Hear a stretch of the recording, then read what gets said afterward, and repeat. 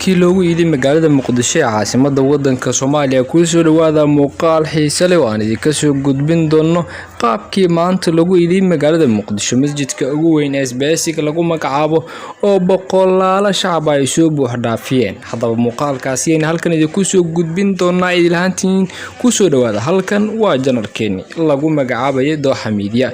muuqaalkaasi iyo takbiirta ayaan halkan idinku soo gudbin doonaa. اللهم صل على سيدنا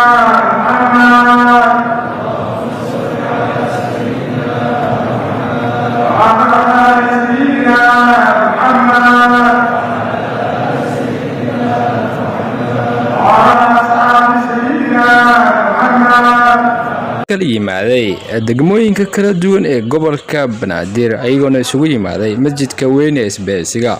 wadooyinka magaalada ayaa jaam ahaa, dadkana laga dareemay farxadda wajigooda laga dheehan karay.